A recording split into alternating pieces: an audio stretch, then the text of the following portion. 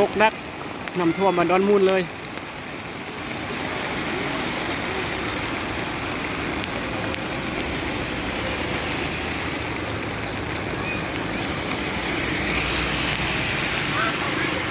โมเล่หรอ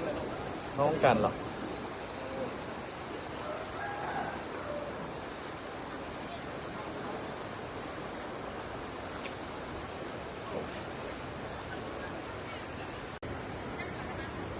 มาแล้วเขาน้องกันนี่หรอ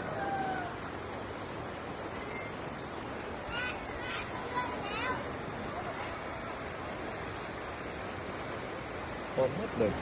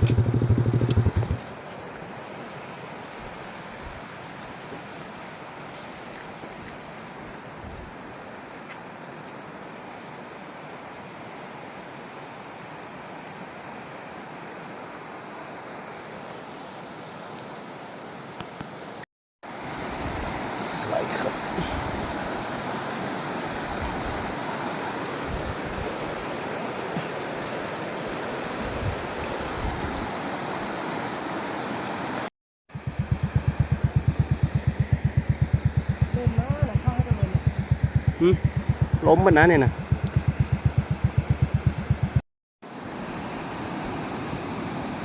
โอ้ยขาดเหะแม่งไอ้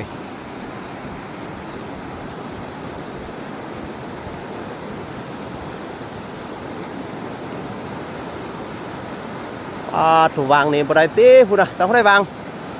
ไปนำไปเบิ่งกันไปพูดนะวางนั้นมันลงนะ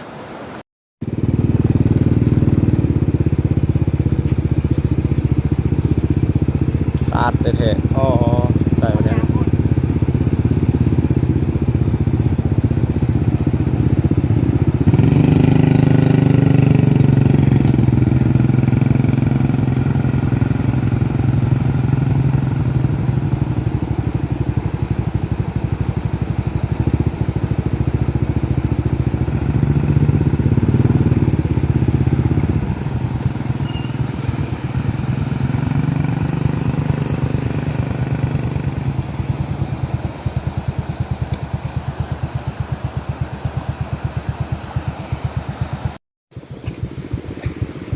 ทางไป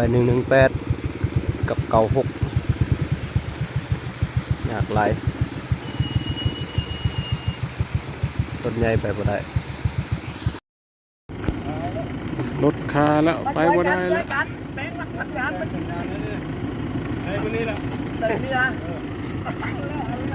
เอาน้ำมันไปต้มแล้วก็เอ็ดขึ้นกับแม่เนี่ยรถปวดที่มันเหงาเลยเนาะผมว่าครับใช่ครับใช่ครับไปกุ้งเลย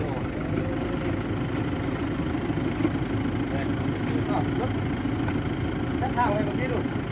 ตรวจอยู่ก็เป็นแล้วสิอันนี้นะตู้ไปมันคนเดียวปูนี่นะเขาหนักใช้กับรถเจ้าไหม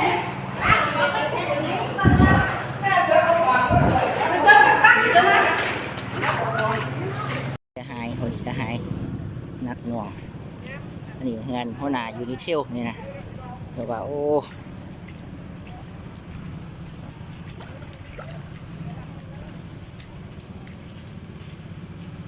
ประตูกับเขาบ่ได้เลย เขาได้จะปองเยี่ยมข้างในโอ้นะนี่เฮือนหันสุริยันหัวหน้าอยู่นี่เที่ยวเมืองขอบเสียหายเนาะนี่เจ้าของคนก็เป็นแต่หมอมแมมหมดเลย อยู่ที่นี่นะครับผม หมอมแมมหมดเอาอย่างบ่ได้สักอย่างหันขายเครื่องอยู่ทุกมือก็ปีนมาหับนี่มาเลย